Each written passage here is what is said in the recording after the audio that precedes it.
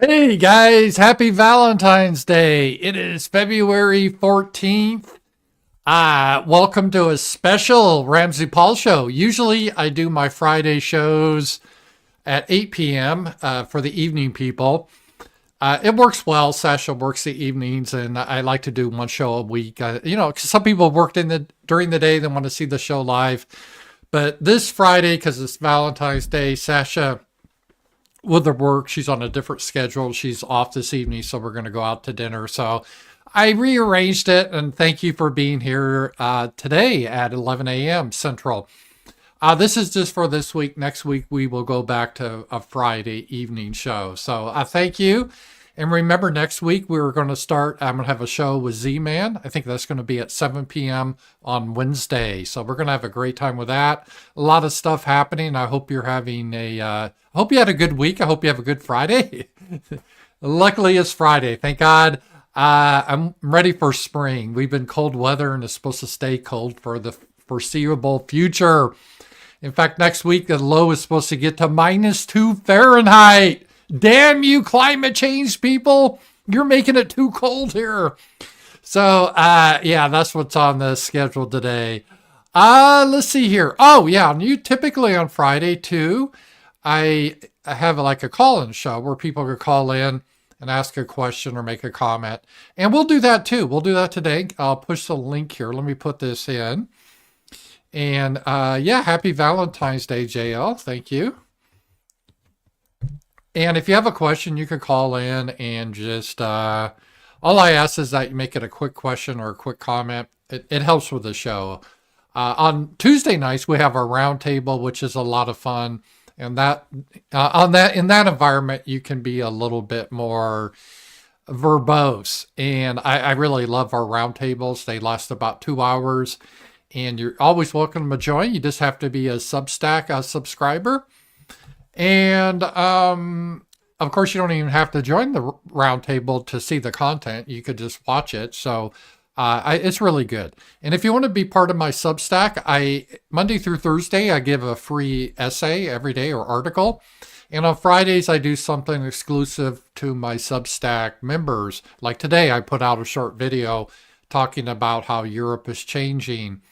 And if you want to be part of my Substack, there's really no reason not to. Even if you don't want to sign up and pay, you can still sign up and get the free essays or columns Monday through Friday.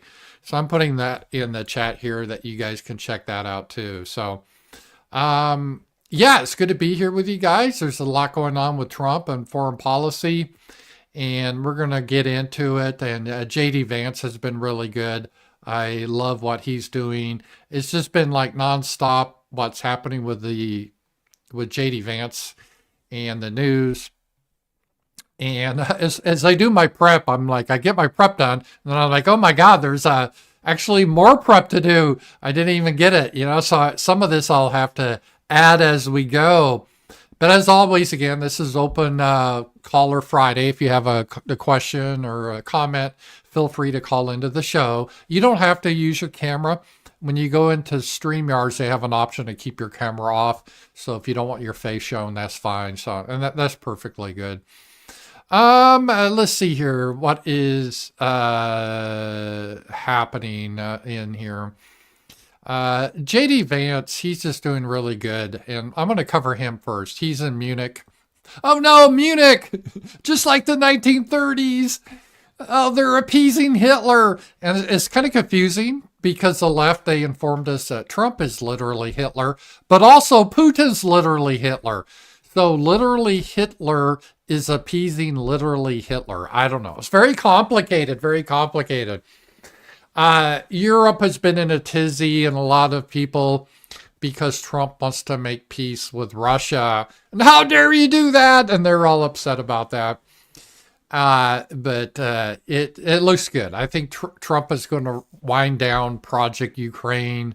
There's been so many people there, a couple million people killed, and he wants to end that. And I think that's a good thing. And again, all the warmongers want it to continue on in Europe, but they're weak. They don't really have anything to say about the matter. Europe's become somewhat irrelevant. It's sad because Europe used to be the center of like civilization of the world, from the Romans, the Greeks, and the continent. And they've really declined in the past century. They're kind of like South America now or something. I mean, they're not totally irrelevant like Africa, but it's becoming fairly irrelevant. The big three players now in the world tend to be, I think, Russia, China, and the United States. That looks like how it's kind of falling out. And I believe Putin invited Trump to the Victory Day celebration they always have in Moscow. Is that May Day or whatever? So I think Trump may go with President Xi of China. That'd be very symbolic. So a lot of good things are happening, but right now, J.D. Vance is in Europe trying to set the Europeans straight, that there's a new sheriff in town and things are going to be done differently. And I like J.D. Vance a lot, but let's just take a look at some of his stuff. Some of the stuff that just happened, was just released. So I'm going to be watching it with you. I haven't even previewed it all, but here it is. He's talking. J.D. Vance, let me turn up the volume. I look to Brussels, where EU commissars warn citizens that they intend to shut down social media during times of civil unrest the moment they spot what they've judged to be, quote, hateful content.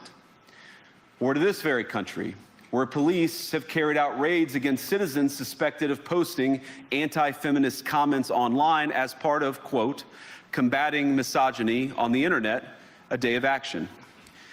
I look to Sweden, where 2 weeks ago the government convicted a Christian activist for participating in Koran burnings that resulted in his friend's murder.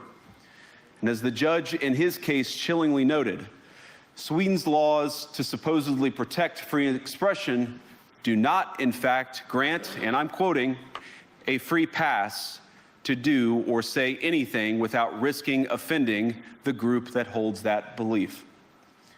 And perhaps most concerningly, I look to our very dear friends, the United Kingdom, where the backslide away from conscience rights has placed the basic liberties of religious Britons in particular in the crosshairs.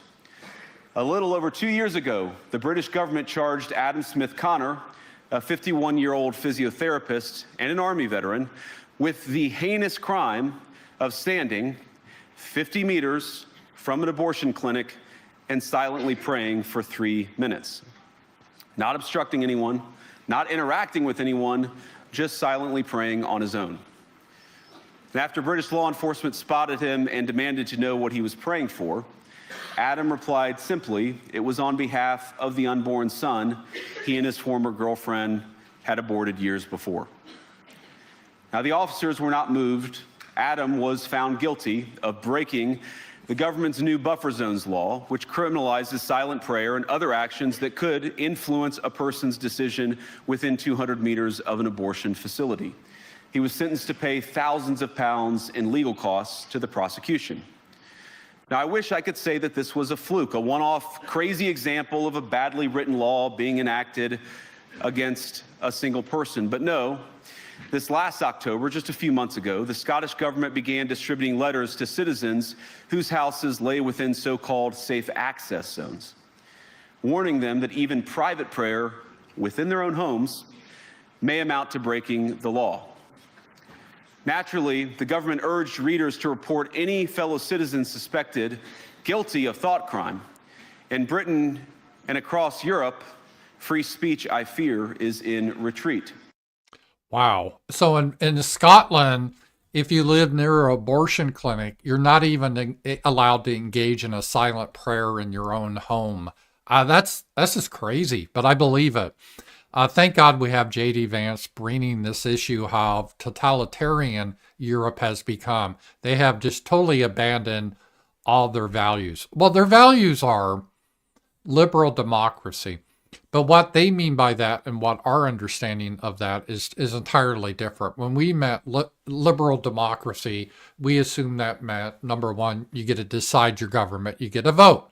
But we know that's not the case. They don't mean that. Oh, no, no, no. Because if you vote for the wrong people, they just ignore it. Like in Romania, a conservative won the election, a right-winger, they just canceled the election. Germany plans to ban one of the most popular political parties, AfD. So they're not about elections. Zelensky, he wasn't even, he canceled his election. He's a dictator by definition. He's not democratically elected anymore. The election was coming up. He just canceled it. He goes, oh, there's a war going on. But during World War II, Britain and the United States had elections. But yeah, Zelensky, no elections. And Zelensky arrests Christian priests. They arrest people he disagrees with politically, reporters, people like Gonzalo Lira, he arrested and murdered. This is what they call democratic values. And free speech, they don't believe in free speech whatsoever. What the Scotland did there is worse than anything the Soviet Union. I don't even think the Soviet Union would send the police in and arrest you if you were silently praying in your own home. I don't even think they got to that level. This is how obnoxious Britain and these countries have become. Fuck them. Those leaders need to go to jail, and they're tyrants, and they need to pay the penalty of tyranny. They need to pay the price for what they're doing. And thank God that Elon Musk is able to combat this and just say this out loud, what is true. So what is liberal democracy? Our values. When Anthony Blinken and all these criminals talk about our values, what do they mean? Well, it's not freedom of speech. We know that. It's not freedom of religion. They're arresting Christians. You can't even have a silent prayer in Britain without facing risk of jail, right? So it's not freedom of religion. It's not a belief in Christ or the Christian ethos that Europe. No, in fact, they hate Christ. So exactly what is it? What are our, quote, our values? Well, our values are, first of all, anti-whiteness. They figure that white people are a problem. They need to be eliminated through mass migration, breed them out of existence. They've said so. This is what they're trying to do, number one. Number two is to break up the families. They push sodomy, homosexuality, weird forms of cross-dressing as norm, push that in schools, push killing people, babies, abortion, attack Christianity, push feminism. These are our, quote, our values.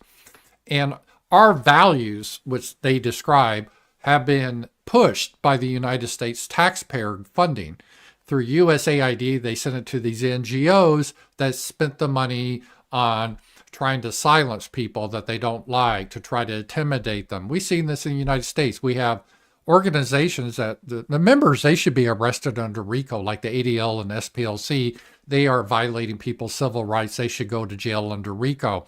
And a lot of this is being paid by your tax funding. And they do the same thing in Europe. It's a tyranny that's descended upon the continent. It's just really crazy. So you could be a Muslim immigrant, slaughter a kid, and face less time than if you're a Brit saying, I don't think I really like that. If you say that as a Brit, a white British, you're probably going to go to jail for 20 years. This is how fucked up the system is.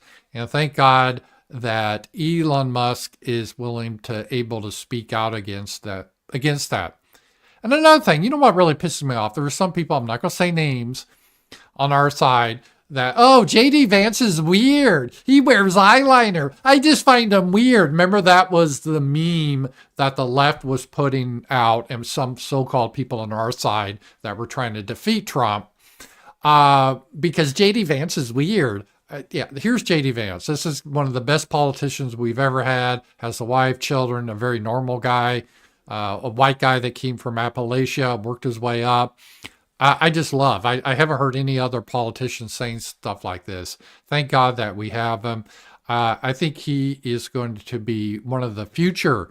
After Trump, I think it's sort of, it could very much be JD Vance after Trump in 2028. So that was really great to say. Oh, I forgot to say thank you so much and everything. Oh, I got a wonderful super chat. Wow, $100. Arthur, thank you, Arthur. Valentine's Day is on me, Paul. Best wishes for you and Sasha. Well, thank you very much. I'm sure Sasha's listening right now. Very generous. Thank you for that generous Valentine's super chat. I love you guys all. And yeah, Sasha today, her schedule's changed. She usually works evenings until about midnight, but today she's working the day shift. So thank you very much. I really do appreciate that. That was generous. And if you guys want to comment on the show, there's super chats. You just saw there a very generous one by Arthur. Rumble has rants, Powerchats, the link below, and there's stream elements. So thank you for that. I really do appreciate that. All right. So that was good news from JD Vance. I love what he had to say there. And let me just see, because there's a lot of this just broke when he happened. And this was, in a sense, it's almost like JD Vance is watching RAMZPAUL videos and decided to use my talking points. I don't think he really did. Maybe, I don't know. But I really appreciate this. This is so cool. So let's listen to JD Vance some more. And I really do believe the good news is that I happen to think your democracies are substantially less brittle than many people apparently fear. And I really do believe that allowing our citizens to speak their mind will make them stronger still. Which, of course, brings us back to Munich, where the organizers of this very conference have banned lawmakers representing populist parties on both the left and the right from participating in these conversations. Now, again, we don't have to agree with everything or anything that people say. But when people represent, when political leaders represent an important constituency, it is incumbent upon us to at least participate in dialogue with them. Yeah, otherwise, what is democracy? Because this is what they're always throwing out the left. We got to protect our democracy. But they don't. They believe in just shutting down all sorts of dissenting point of views. They believe in overturning the results of the election they don't like. So I don't even know what they mean by democracy. Again, when they say democracy, they just mean trying to eliminate white people, pushing homosexuality, pushing abortion as like the highest sacrament. It's a really sick, almost demonic view that they have of the word democracy. Now, to many of us on the other side of the Atlantic, it looks more and more like old entrenched interests hiding behind ugly Soviet-era words like misinformation and disinformation, who simply don't like the idea that somebody with an alternative viewpoint might express a different opinion or, God forbid, vote a different way or, even worse, win an election. Now, this is a security conference, and I'm sure you all came here prepared to talk about how exactly you intend to increase defense spending over the next few years in line with some new target. And that's great, because as President Trump has made abundantly clear, he believes that our European friends must play a bigger role in the future of this continent. We don't think, you hear this term, burden sharing, but we think it's an important part of being in a shared alliance together that the Europeans step up while America focuses on areas of the world that are in great danger. Yeah, in other words, Europeans need to quit being deadbeats and pay their fair share. If you look at the percentage of spending in NATO, it's almost all the United States. That's why it's so ridiculous. Like, we should kick United States out of NATO. Like, we are NATO. If we left, it'd be like during the Soviet era, Russia would have, or the Soviet Union would have left the Warsaw Pact. What does it mean? It's so ridiculous. But let me also ask you, how will you even begin to think through the kinds of budgeting questions if we don't know what it is that we are defending in the first place? I've heard a lot already in my conversations, and I've had many, many great conversations with many people gathered here in this room. I've heard a lot about what you need to defend yourselves from, and of course that's important. But what has seemed a little bit less clear to me, and certainly I think to many of the citizens of Europe, is what exactly it is that you're defending yourselves for. Yeah, what is it? Like, so Canada even, we got to defend ourselves against America. I'm like, well, what are you? You don't even admit to being a country. You bring in the entire world. We're not Canadians. We're not Christian. We don't have a common language. Whoever wants to come in, come in. Oh, maybe we'll take you over. Why object to that then? Yeah, see, they have no foundation. It used to be, well, Germany is for the German people of the same shared ancestry, basic religion, tongue, German. That was Germany. And same with France, with the French people. And Britain was for the English people. It's understood. But now it's like, oh, no, that's xenophobic and racist. We can't have that. Well, Israel could have that, but that's it. It doesn't even make any sense. What is the positive vision that animates this shared security compact that we all believe is so important? And I believe deeply that there is no security if you are afraid of the voices, the opinions, and the conscience that guide your very own people. Europe faces many challenges, but the crisis this continent faces right now, the crisis I believe we all face together, is one of our own making.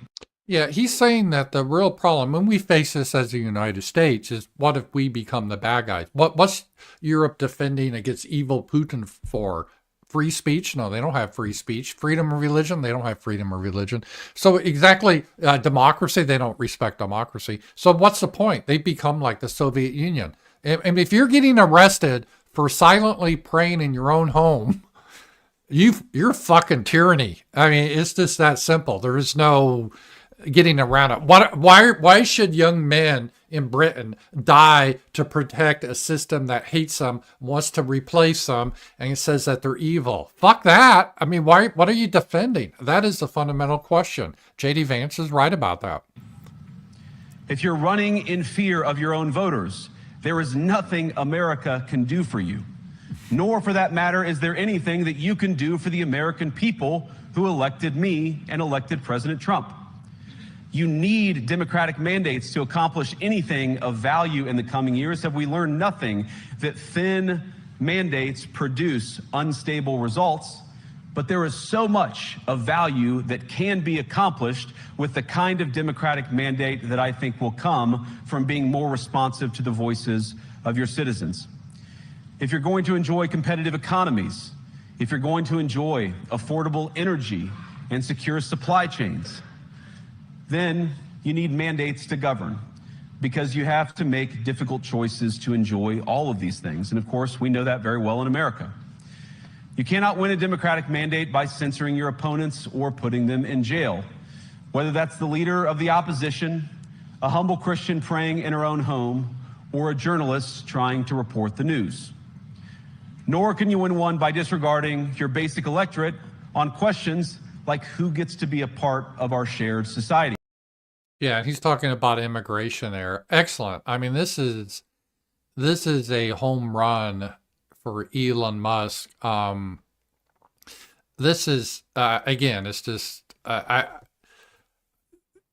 let's watch some more. He's talking more about this.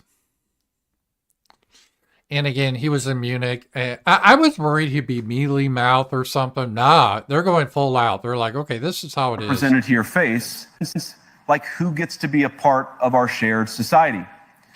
And of all the pressing challenges that the nations represented here face, I believe there is nothing more urgent than mass migration.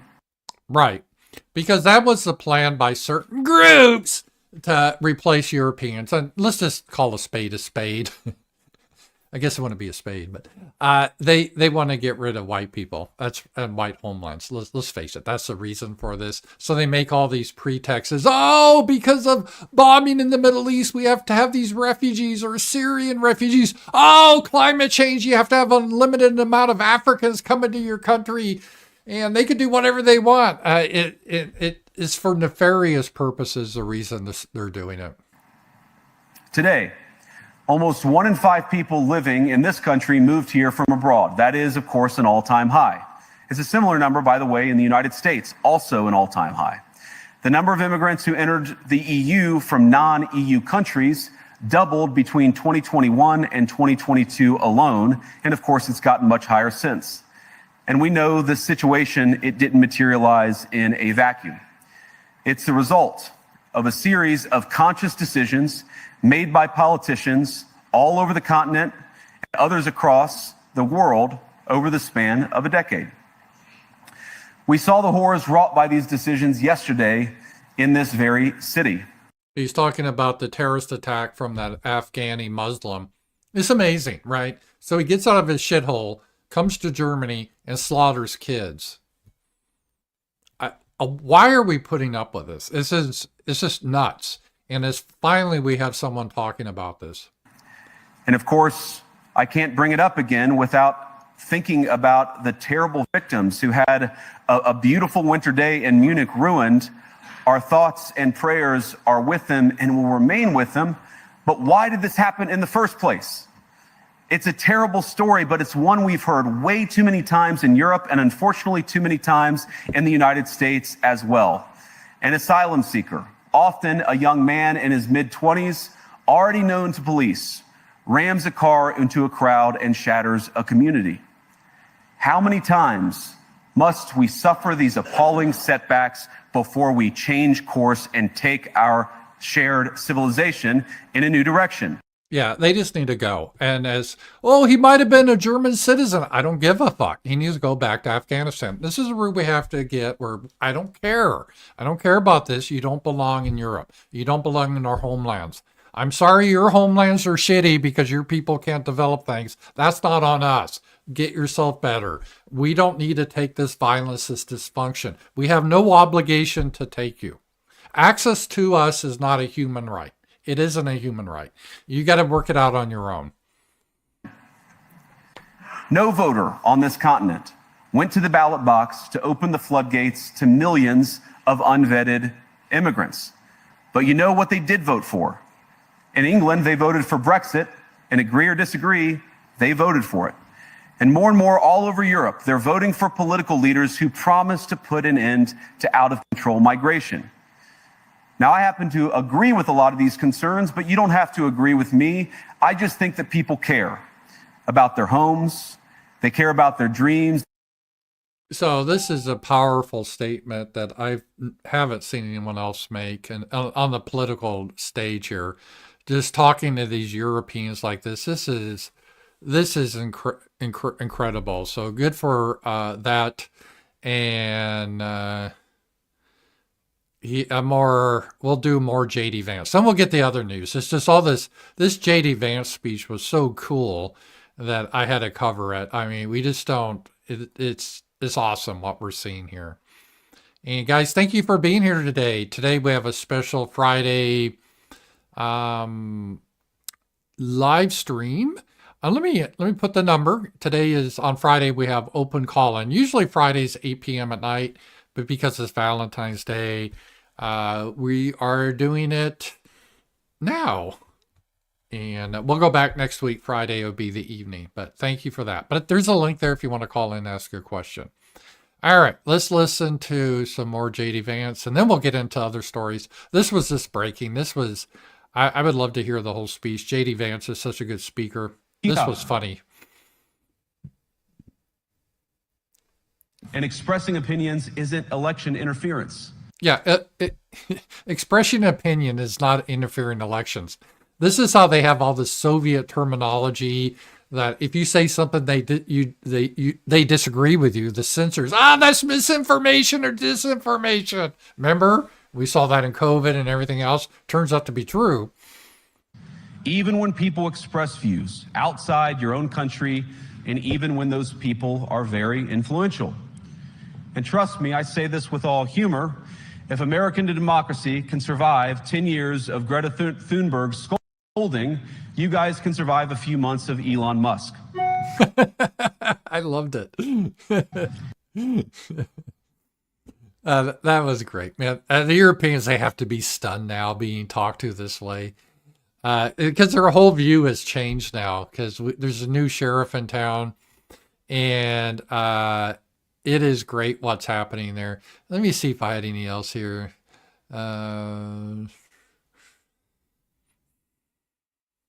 Yeah, and there's another clip. I won't show that. We already saw this. But he's in Munich now, and he's really, he's been very good about this. And he's talking about Germany and there's the stupidity of deindustrialization. Although the United States started to go down this road too with free trade. Trump is changing that, but here we go. You win wars with weapons. Right, you win wars with weapons, not gay flags. And the West doesn't make enough weapons. Now, I don't mean to beat up on Germany here because I love Germany, but I wonder. See, this is a problem that Europe has because they've deindustrialized for the most part and they don't make very many weapons. They count on the United States to do everything for them while they condemn us. But then let's say if we pull out of the Ukrainian war project, Europe could say, well, we'll jump in the gap. Well, you don't have anything. What are you going to do? You're weak. You're weak. Yeah, 100 years ago, you guys were powerful, but you're weak now. You don't matter. I'm just being honest. And that's because of your politicians and your stupid policies over the last 100 years. You're irrelevant. Like Britain, you're irrelevant. You guys once dominated the world. Now you're just a sad little island that throws Christians in jail for praying silently in their home. That's pathetic. That is pathetic from what you guys were. And I would like to see Europe be made great again. Make Europe great again. I would love to see that. I'm pro-Europe. That's my heritage. But Europeans are pathetic at this point. The continent is pathetic. You guys are weak. You don't produce anything. You just have all this woke shit. You have these girl bosses. You just push sodomy. You have like no values besides that. And let's support the world and kill our children. That's the only thing you guys stand for. It's pathetic. So until that changes, what are you going to do?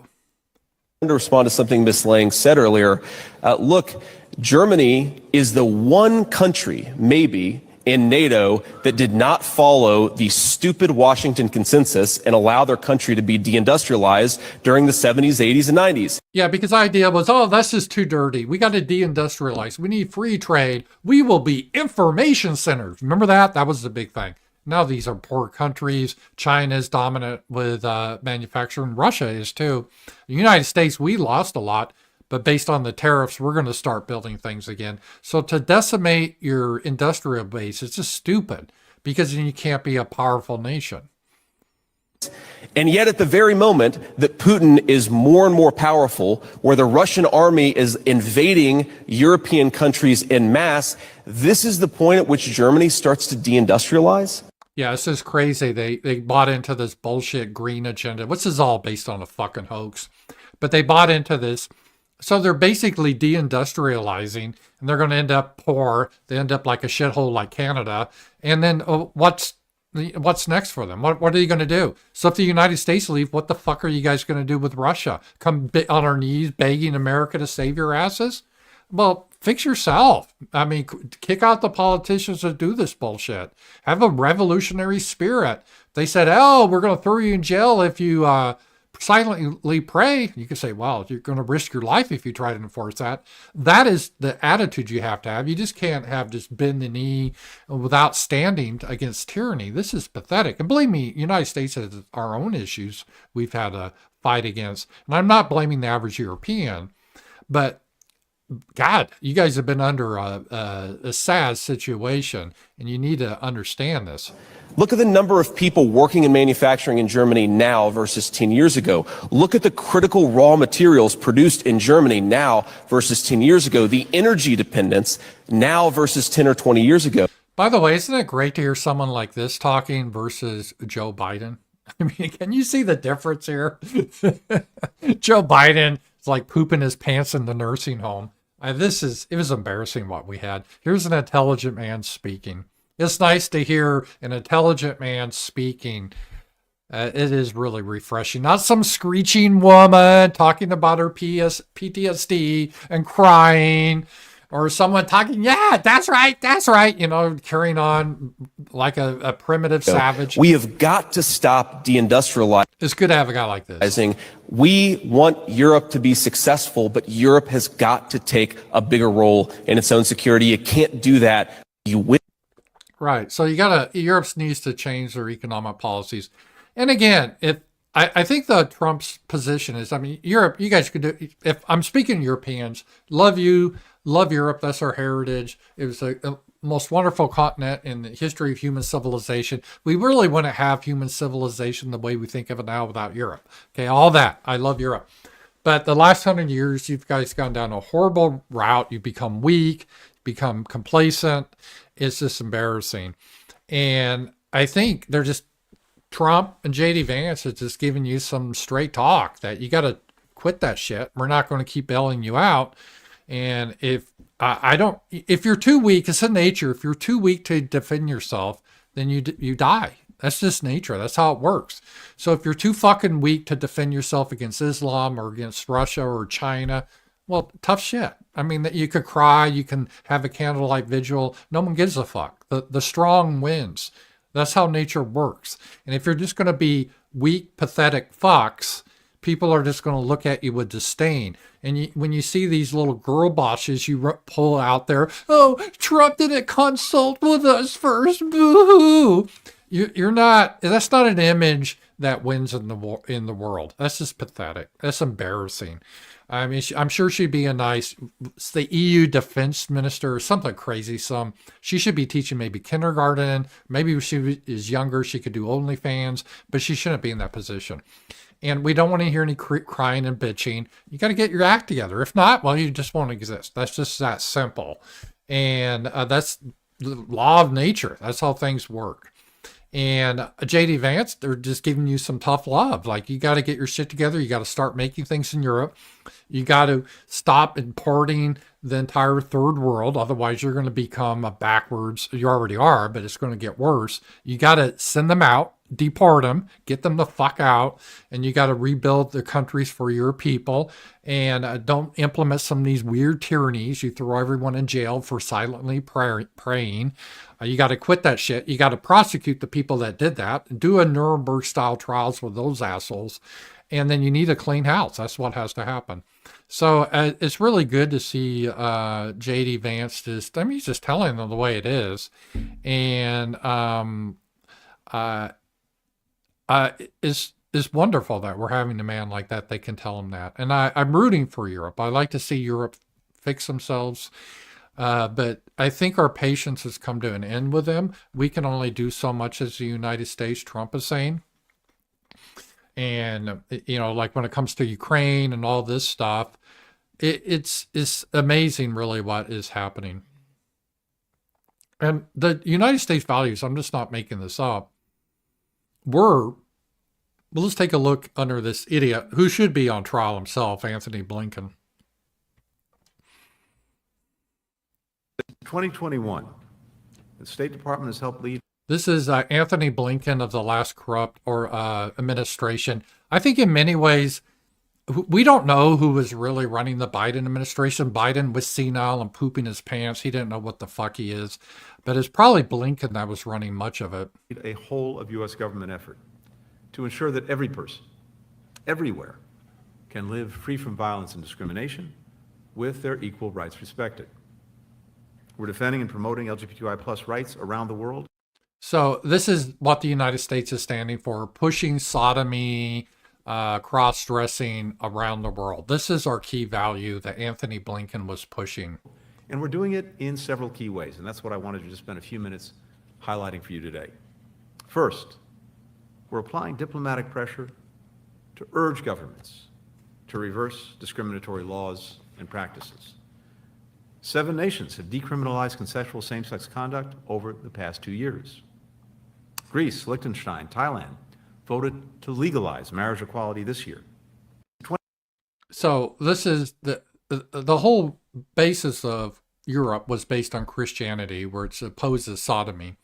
But this is our official position of. This was the official position of the United States government. This is the values that it was pushing on other countries.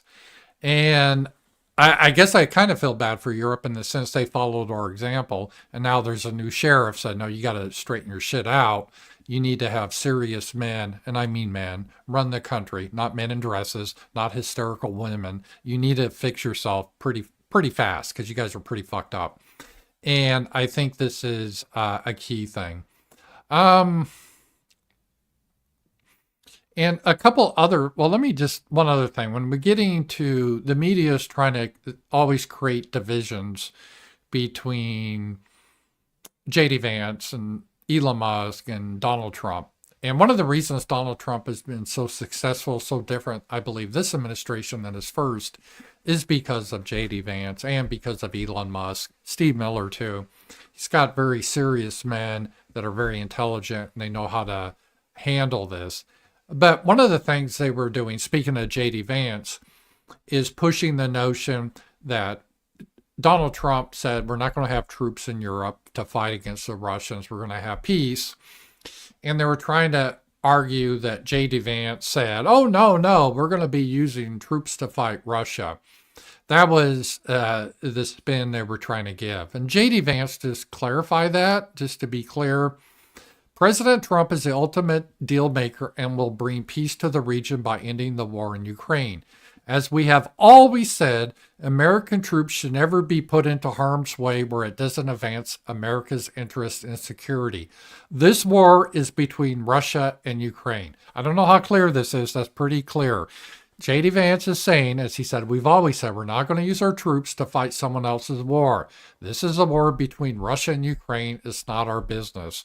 So we're not sending troops to Ukraine. There's no disagreement between Trump or J.D. Vance. And this was an issue because the Wall Street Journal, they did their usual fake news saying J.D. Vance wants to put troops in Ukraine. And Russia was like, well, wait a minute. We just talked to Trump and that wasn't his message. What's going on? Well, it's cleared up. I guess the Wall Street Journal was trying to scuttle the peace process. And luckily, this, I think, was cleared up here. It is really amazing how things have changed. Because when I was young, it was always supposed to be the Republicans that were the war hawks. And the Democrats were like, yeah, let's give peace a chance, man. Now it's all the Democrats that want perpetual war. It's hilarious. Everything's gone upside down. I don't know if you guys have noticed that. It's pretty crazy, though. So that's where that is. All right. Let's see here. I went to... we got that taken care of. Let me just take a look at some more of the Ukraine stuff here. And Trump, more comments on this situation. Because those are bargaining chips you could use? No, I didn't. Somebody told me to, but I thought his comments were good yesterday, and they're probably good today. They're a little bit softer, perhaps, but I thought his comments from yesterday were pretty accurate. I don't see any way that a country in Russia's position could allow them, just in their position, could allow them to join NATO. I don't see that happening. And long before President Putin, Russia was very strong on the fact that I believe that's the reason the war started, because Biden went out and said that they could join NATO. And yeah, well, that was one of the reasons Russia said they invaded, is they got signals that Ukraine would become part of NATO, and the Russians look at NATO as a threat against them right on their border. Be like if the Russians brought in Mexico on our border. I mean, we had a Cuban Missile Crisis, so I can kind of understand this. And this didn't happen under Trump, so this is one of the reasons for the war. he shouldn't have said that. As soon as he said that, I said, you know what? You're going to have a war now, and I was right about that. This is...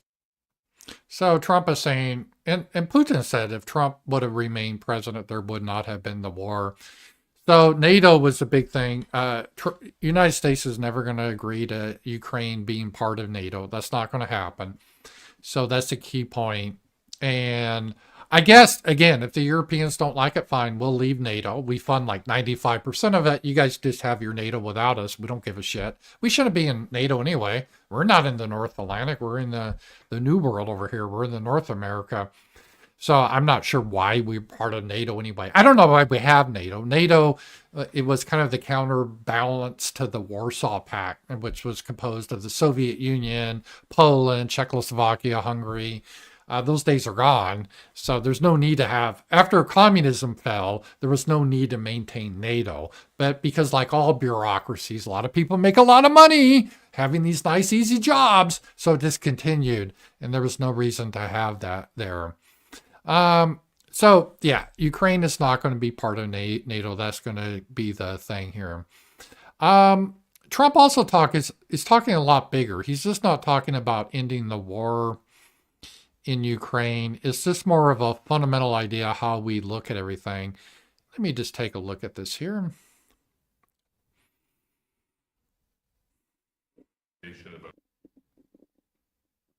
Global defense spending, China, Russia. By the way, isn't it nice to have a president? It seems like every day now he's having reporters come into his office and he's just answering questions. Remember, our former president Biden couldn't do this.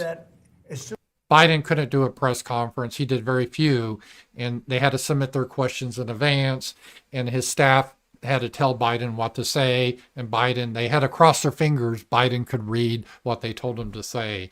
He was a total imbecile. It was embarrassing. As soon as things settle down, I'm going to have that conference primarily with China and Russia because those are the two that really are out there. And we're going to have them spend a lot less money, and we're going to spend a lot less money. And I know they're going to do it. They agreed to it. We were talking about denuclearizing, and President Putin and I agreed that we were going to do it in a very big way. There's no reason for us to be building brand new nuclear weapons. We already have so many. You could destroy the world 50 times over, 100 times over. And here we are building new nuclear weapons, and they're building nuclear weapons, and China's building new nuclear weapons, and China's trying to catch up because, you know, they're very substantially behind, but within 5 or 6 years, they'll be even. And we're all spending a lot of money that we could be spending on other things that are actually hopefully much more productive. Hopefully there'll never be a time when we need those weapons. If there's ever a time when we need nuclear weapons, like the kind of weapons that we're building and that Russia has and that China has to a lesser extent, but will have, that's going to be a very sad day. That's going to be probably oblivion. So this is Trump basically having a message what the left used to say in the 1980s. This was in the 70s. And now this is the fascist Donald Trump saying we need to greatly reduce nuclear weapons. We're spending too much on this. Let's use the money in more productive ways, something to help humanity. This is this amazing how the left could be against this, but I guess they are. So one of the things that Trump wants to do is meet with China and Russia and work on that. And you notice he's not mentioning Europe because, again, Europe's irrelevant. Sadly, it's irrelevant. So, and he talked more about trying to reduce military spending because that's a big budget item that we waste a lot of money on, the military. Our military needs to be much smaller. It needs to be more effective. We got to get rid of the DEI. We need to modernize the weapons. But we need to spend a lot less money on it. So let's just take a look here. Yeah, the military budgets here. We have the greatest military equipment in the world. We're building it. At some point, when things settle down, I'm going to meet with China, and I'm going to meet with Russia in particular, those two. And I'm going to say, there's no reason for us to be spending almost $1 trillion on military. There's no reason for you to be spending $400 billion. China's going to be at 400 billion. We're at $1 trillion. We're going to be at close to $1 trillion. And I'm going to say, we can settle this on, we can spend this on other things. We don't have to spend this on military because, and I'm going to be meeting with China. You know, we were trying to de-escalate nuclear, and I was in a position where Russia had agreed and China. So this is Trump's policy. He wants to try to reduce military spending, which I'm for too. It's become a huge jobs program mostly. And as long as China and Russia does that, they'd probably work out that too. So I think really what Trump is looking at is bigger than just Ukraine. Ukraine is an important piece of the puzzle, but it's just how will the world look going forward? And it's going to be a multi-party world here where you're going to have the United States in North America. That's why he talks about Canada and Greenland and even Panama, that we control North America. China is in the big guy in Asia, and Russia is Russia and Eastern Europe. Sadly, Europe has just been relegated to, I mean, you have Africa. Africa never meant anything because it's full of Africans. They're not, you know, it's Africa. And South America, yeah, it's cute. It's above Africa, but still it's not that serious. And I think Europe has kind of devolved to the South American status. It's like, yeah, whatever. You're not a serious player anymore. I mean, it's sad, but that's just kind of what, you know, no one really cares what Britain has to say anymore, or Germany or anything like that, or France. You notice Trump didn't say, oh, I got to meet with the British Prime Minister, the French President, or German Prime Minister or President, whatever they have. No, he didn't even think about that because it's not relevant. So this is a new world we are in here. All right. Here was Trump talking about Zelensky. Let's take a look at this here. As Z-Man said the other day, and I thought this was a funny quip. He wrote in one of his essays, is when you're in a position when you're receiving money and the person giving you money starts to say, I want to kind of look at the books, see really what's happening here. That's not a good position to be in. And that's the position Ukraine and Zelensky's in. Donald Trump is like, oh, wait a minute. I want to look at the books here. Where's our money exactly going here to this Project Ukraine? And Zelensky's, oh, no, you don't want to look at the books. Yeah, that's why I think it's been decided that Zelensky's not really running things properly. And again, he canceled his own election, so he's a dictator. He's not a democratically elected president. And I think his time is short. And Zelensky won't be signing a treaty with Russia. And so this whole thing, Zelensky, I got to be part of the negotiations. I think it's like, yeah, I don't think you're going to be around that much longer. You're not going to be signing anything. Like I said, he needs to be packing his bags and getting ready to head to Tel Aviv, I guess, because his future is very limited. There's going to be someone else in Ukraine take over. And as you can see this with Trump, right? This is stuff he says here. It's funny, the candor here. And how Trump thinks. Why did you decide to provide support to Ukraine? Would you support Zelensky ceding territory or exchanging territory in any agreement to end the war? Well, he's going to have to do what he has to do, but, his poll numbers aren't particularly great, to put it mildly. He's got a country where, it's been savaged and attacked, and he's got an army that's been very, very brave, actually, despite the fact that, we've given him, in my opinion, $350 billion. That's what the real number is. You don't hear that number. And Europe has given, in my opinion, $100 billion. So Trump is saying that Zelensky's not very popular. His poll number's not very good. And, it's going to have to be the end of, he's going to be going. I think that's very clear. This is what is happening here. Here was the girl boss from the EU getting mad at Trump. I didn't know who she was. She's a chief, UP diplomacy chief. Okay, let's listen to her. She decided to spout off. And everyone's like, who are you and why are you talking? But here she is. Agreement. I don't know, it's kind of low. Hopefully you guys can hear it. Let me try to raise the volume as much as I can. Made behind our backs. It will simply not work because this agreement was made behind our back.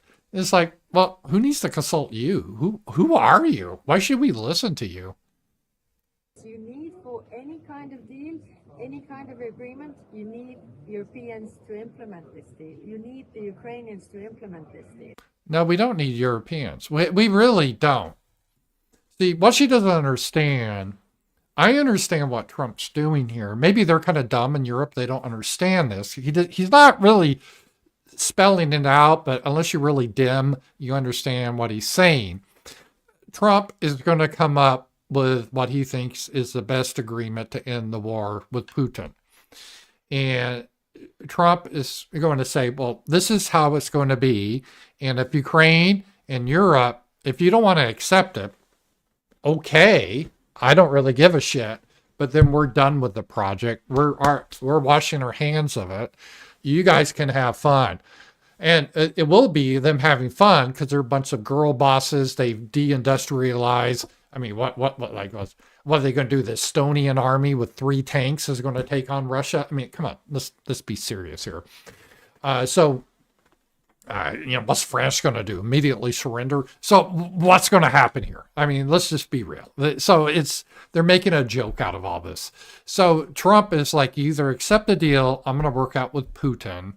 I don't want you to be bitching at me or nagging me. Just shut up, right? I mean, she can be there. Maybe she can bring them coffee. That would be her position. Well, the serious men are discussing, she can bring coffee. But she doesn't need to yap about things that have no business with her. It really doesn't.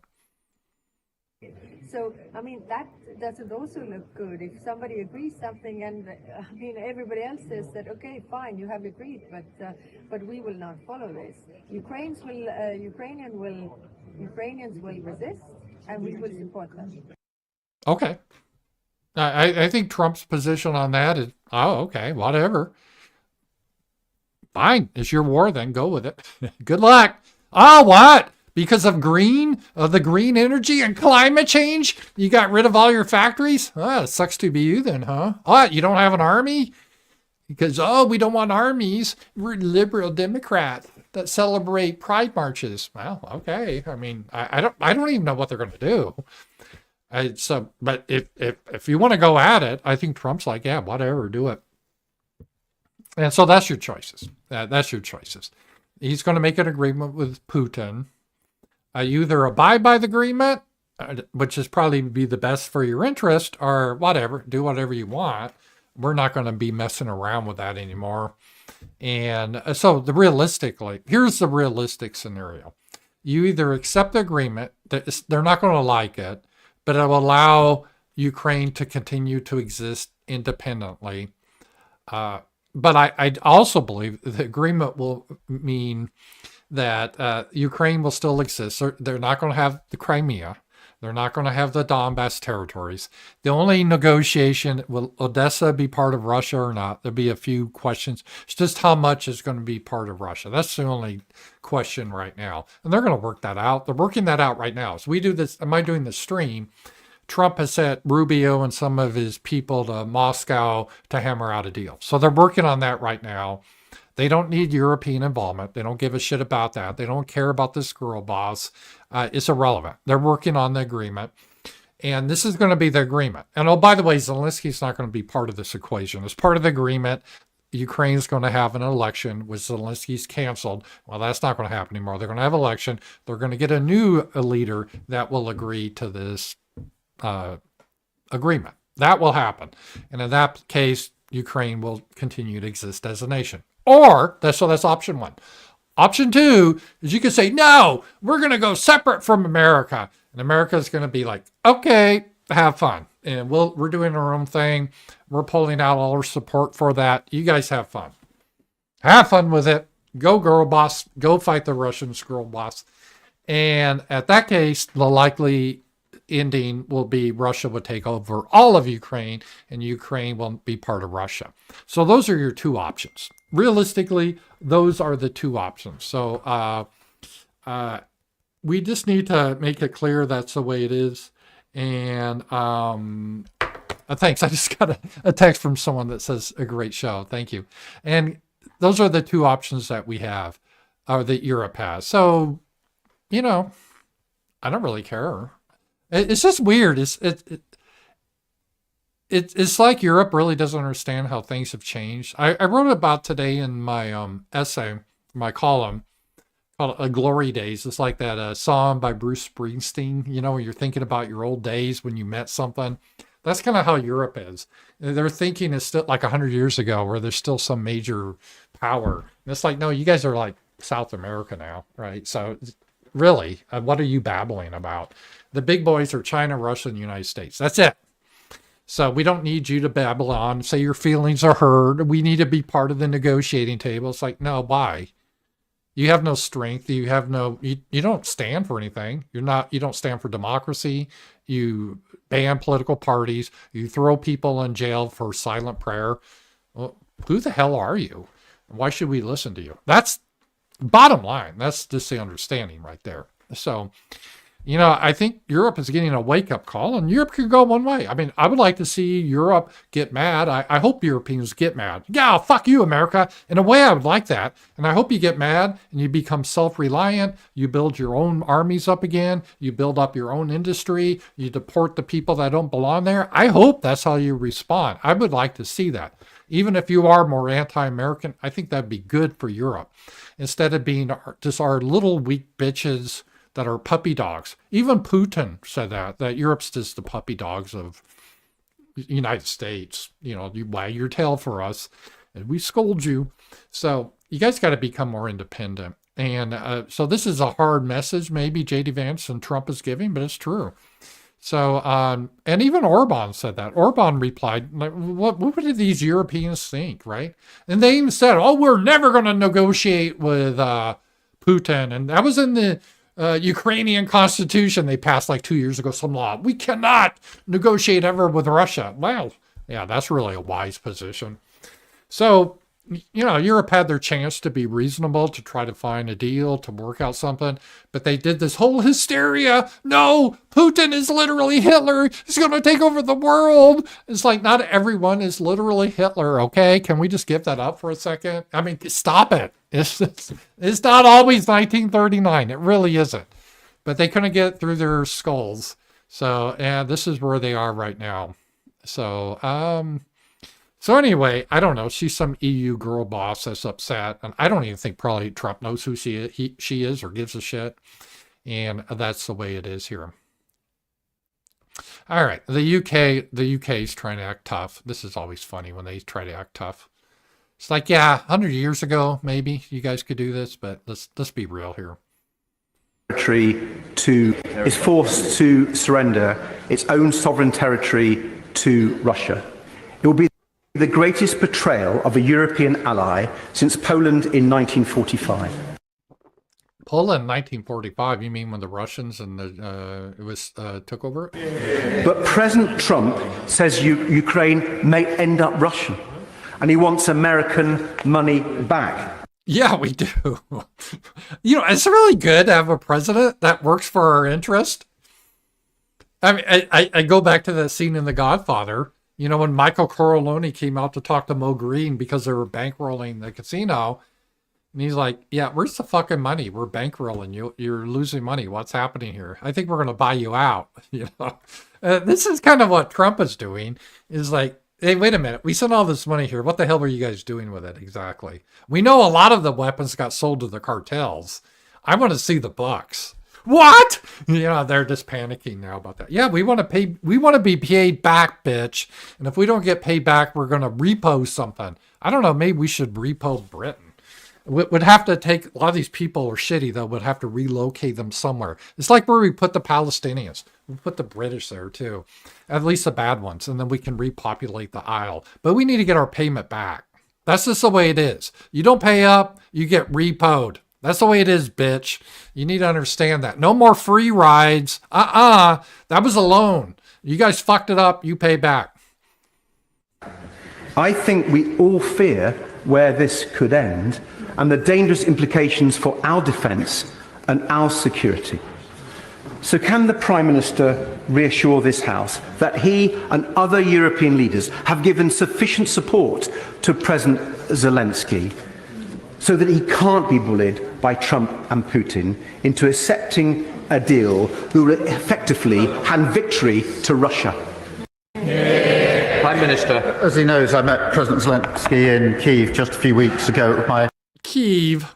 This is that, is this Starmer, that communist that's running, he's the guy that took an AIDS test. I guess everyone is gay in Britain now. I didn't know that. 8th meeting. The position since the outbreak of this conflict has been a united position across the House of supporting Ukraine. And I was able to reiterate my position, which is we must put Ukraine in the strongest possible position. That matters now just as much as it mattered at the beginning of this conflict, the strongest possible position. And I did discuss with him what more we can do, what more our allies can do to put Ukraine in the strongest possible. Yeah, well, good. I mean, I think Trump's position is, well, whatever. If you guys want to do that, go for it. That's up to you. If you guys want to have war with Russia, have fun. Have fun. Good luck with that. See how that goes. Good luck with that.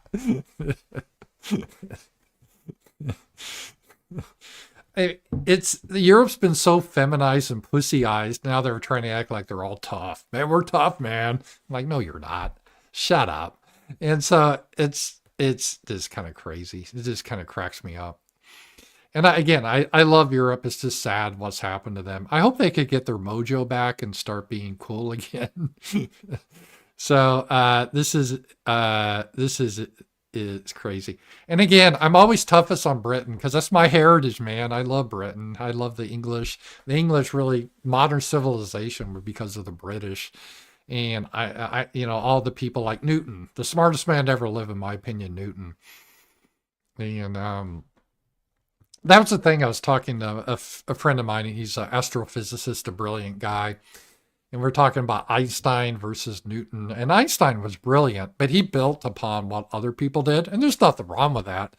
But Newton, my God, that guy just came up with calculus on his own. Talk about a guy off the charts intelligence. So that was Britain. I mean, a lot of brilliant people there, but man, they've really lost their way. Hopefully they can find their way back. No joke, take over Britain. I want to see Britain be great again. I want to see the Union Jack flying. I want to see London full of British people and English people. Wouldn't that be cool? Instead of people in burqas and all that and knife attacks, send them back to their homelands where they can do their knife attacks. Whatever they do with goats or whatever they love, and have London be British again. I would love to see that.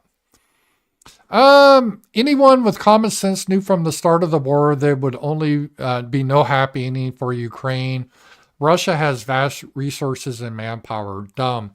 Yeah, part of the problem is you got to be careful. If you run propaganda, you have to be careful you don't believe your own propaganda, or the more crude expression, don't believe your own bullshit. And I really think the people in the West started to believe their own bullshit. The neocons like Victoria Nuland, Bill Kristol, those, by the way, they should be on the docket. They should be on the docket. John Bolton, we should have like a Hague trials or the Nuremberg trials for these assholes. They should be sent to Russia and be tried. Millions of people have died because of these assholes. Fuck them. But anyway, they had this theory that, okay, we got to get rid of Russia. They're stopping our liberal democracy of like gay pride parades. We need to have gay pride parades in Moscow. And it will happen. We just need to support Ukraine in this war and put sanctions on Russia, because Russia is nothing but a gas station with nukes masquerading as a country. That's all Russia is. That was the quip they did years ago, and they thought it was so clever. They repeated it like 1 billion times. It's like the National Review types at their conference, all 50 of them. What a funny quip I came up with. They're just a gas station with nukes.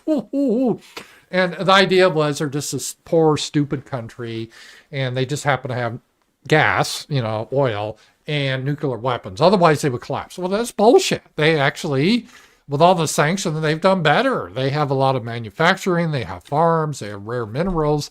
They're trading with China, India. BRICS, the whole Brazil, Russia, India, China. In South Africa, they're just developing that. They got off SWIFT. They have their own system now. They're doing fine. And the idea was, because of all this, everyone's going to rise up and Putin's going to fall. And they started to push propaganda to Americans. And we knew it. Like Ghost of Kiev, one guy. And remember that my favorite was, there's this Ukrainian grandmother. She had a can of soup and a Russian fighter was going overhead, and she threw her can of soup up in the air and it knocked down the Russian fighter. I'm not shitting you. They're putting out all this crazy propaganda that we haven't seen since 1945. Crazy propaganda, tales. And it was all fake. And a lot of the propaganda was paid by you, dear viewer, through your USAID. They got money from the Treasury. They gave to NGOs, and they just started to push this propaganda. All bullshit. Like, we got to pay Hollywood actors and actresses millions of dollars to come over and support Zelensky. That'll make the dumb rubes support a war. They're so cynical. And they really believe their propaganda that, we just arm Zelensky and put sanctions, and then Russia would crumble, and then BlackRock would go in, and then we'll have gay pride parades in Moscow. They really thought that. And the little Russian boys, they'll be taught they're trapped in the wrong body, and they need to be sterilized. They really thought this was their glorious world, and it's all falling apart. Speaking of which, BlackRock's got to be really pissed, right? BlackRock, they were planning to get all those rare minerals and everything else. They made all these agreements with Ukraine. That's going out the window. And that's why it's going to be a little tricky. If the Europeans want to be just little passive-aggressive little bitches, no, we're not going to agree with any agreement. Well, fine. Then all of Ukraine's going to go to Russia. Trump's right. Europe, you better agree with whatever Trump and Putin come up with. Otherwise, all of Ukraine is going to be Russian territory. That's just the reality, because you guys are too much of weak bitches that can't do anything about it. That's just reality. Yeah, 100 years ago, 200 years ago, you guys ruled the world. Instead, you decided to go down this route of deindustrializing, implementing all this cultural Marxism. Well, here you are. Here you are now. Oh, we're going green. All right, well, enjoy it as you starve and freeze to death. Yeah, but the rest of the world is moving forward. So, they should have known that, but this was sad what happened there. Let's see here. This was kind of funny, and the media is all upset, but this is what we've all done. And why are we supposed to have a different standard, right? There's always been the standard that, oh, we can't offend any other culture, but they're allowed to mock and shit on us, right? But if it's just like someone's asking a question, we don't even know what their herald is saying because they can't speak the language properly. Why should we apologize? Just learn the fucking language or don't be here. Why did you decide to provide support to Ukraine? Would you support Zelensky ceding territory or exchanging territory in any agreement to end the war? What is he going to have to do with? Oh, but that's one we already saw that. That was the wrong one here. I was looking at the wrong tab. Here it is. Let's look at this tab. I think I've seen that one before. Let's look at a new tab here. All right, yeah, this is it. I would be welcoming your decision as raising anti-India voice, calling about separation, terrorism activities in India. Do you think that should continue here in the US as well? You're going to have to go louder. Mr. President, people in India would be welcoming your decision to extradite Tahabur Rana to... I can't understand a word he's saying. May I, sir? May I, sir? Go ahead, Becky. Sir. We've all been there. You get Indian tech support. It's like, what the fuck are you saying? It sounds vaguely English. And this is what Trump is like. I don't know what you're saying. Until you learn to speak the language properly, get someone that can. God bless Trump. I mean, we all know what it is. We've all been there. And that's this situation. Oh, Germany's not taking Trump well because, Germany is all about anti-Germans. And they are outraged about Germany here. So the Prime Minister of Germany is, he wants to impose an emergency due to the last 24 hours of the states made by the U.S. government. So they had like this terrorist attack by an Afghan that killed their children. Yeah, whatever. No big deal. But Trump says, hey, I think we need to have a peace with Ukraine. Oh, no, we got to call an emergency situation. Oh, no. It's just so hilarious. This is an example of how screwed up Europe is. Foreigners that they import murder their children in the streets. They're like, we can't criticize it. If we say we don't like it, we could be thrown into prison. And then meanwhile, Trump says, yeah, let's negotiate a peace. Oh no, we won't stand for that. We got to have an emergency declaration. Yeah, whatever. Have your emergency declaration. No one gives a shit about it. So that's Germany. And let's see here. Here's what I was talking about. I think there's definitely a realignment, and we're going to see with the Trump here. Just in, Russian President Putin invites Xi Jinping and Donald Trump to attend Russia's victory parade on May 9th in Moscow. That'd be cool. I could see those three leaders getting together and hashing out kind of the new way the world's going to look. And no, we're not going to invite the girl boss from, where's she from, Brussels? I don't know. The three men are going to get together and decide things. So that should be interesting. And we have someone that's going to work in our favor. He cares about American people. He's not about trying to, screw us. He actually cares about us. So that will be good. Let's see here.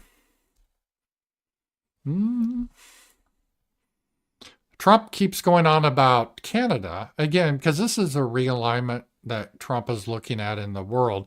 I think Trump sees North America as the United States.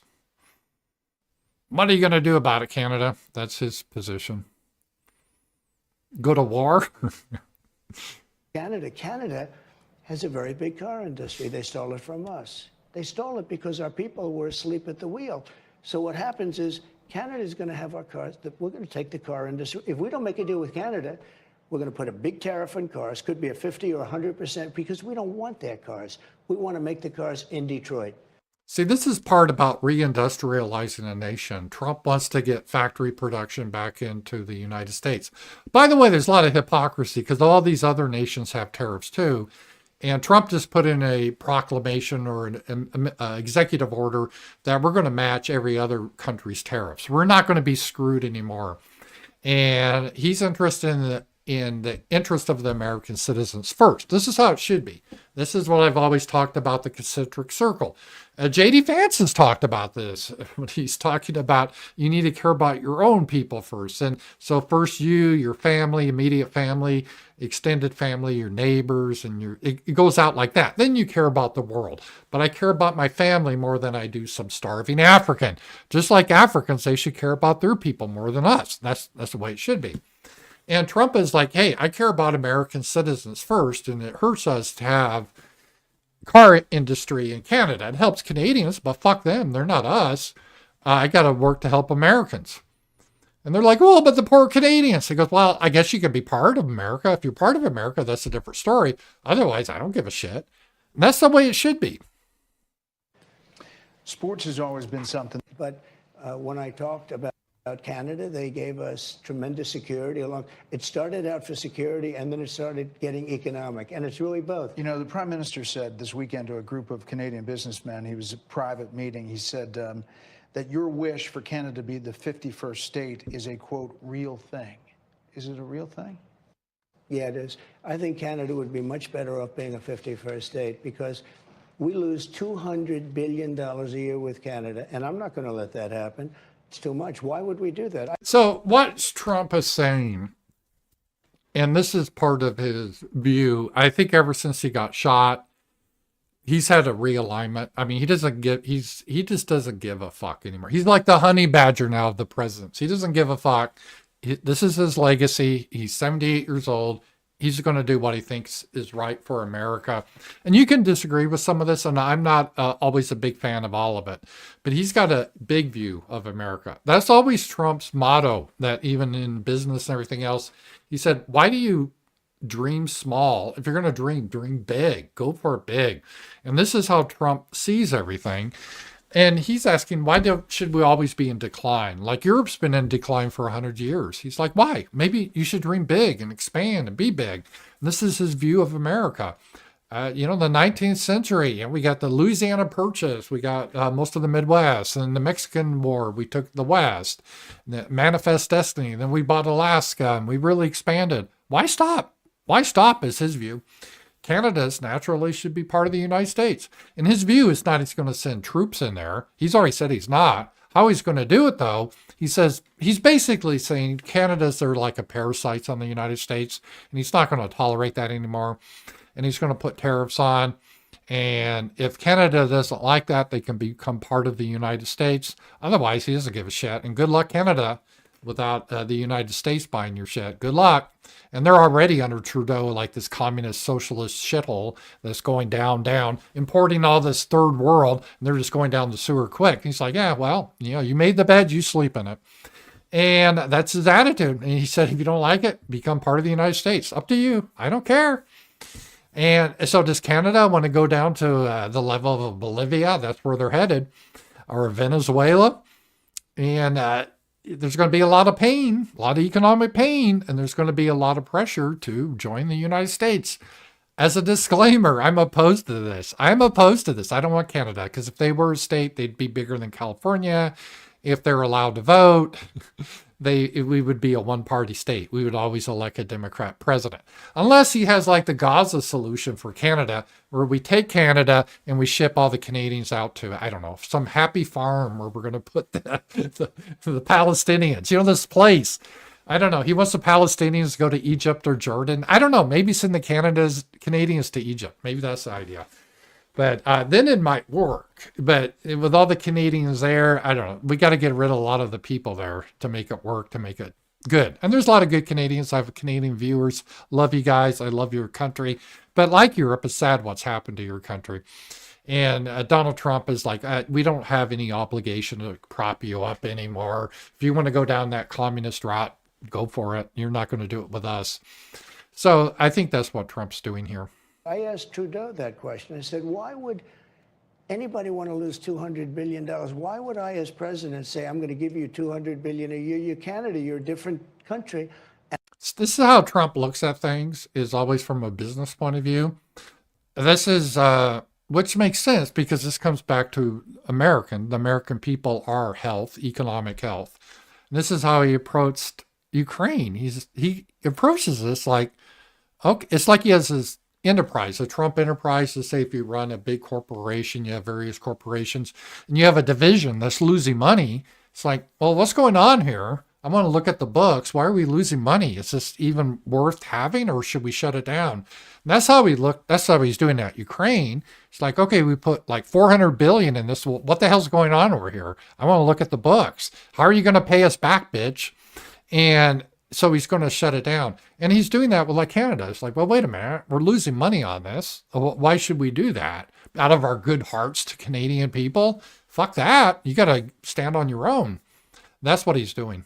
And I love Canada. I have so many friends in Canada, you can't count them.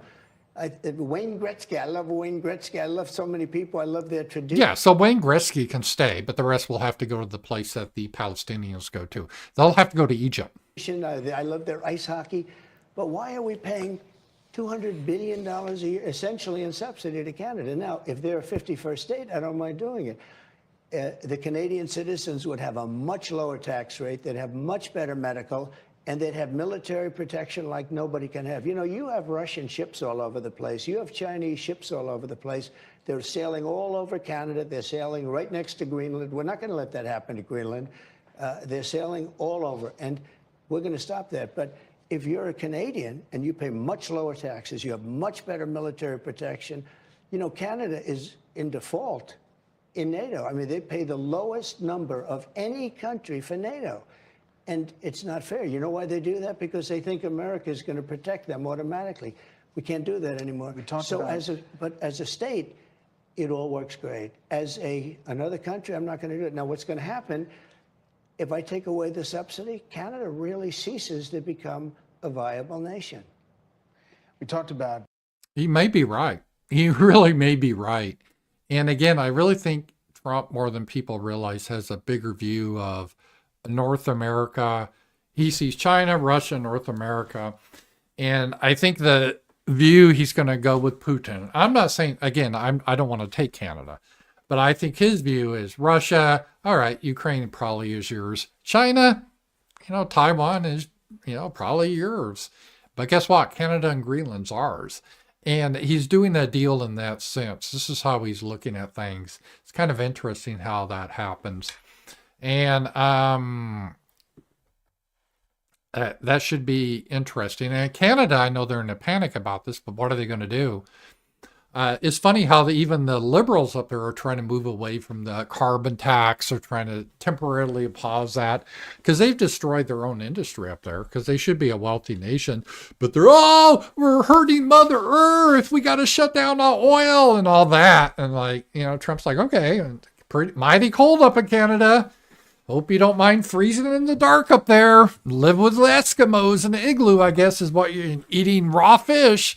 Or you could be in the civilized world, but you're going to play ball. And so, you know, Canada and Europe, they're either not going to really exist, or they're going to have to fix themselves. And this is going to force them to drop all that new Green Deal bullshit. That's going to go out the window. If they're going to survive, they got to drop all that bullshit, and they got to focus on making their countries great again. Otherwise, they'll cease to exist. And I don't think Trump really cares one way or the other.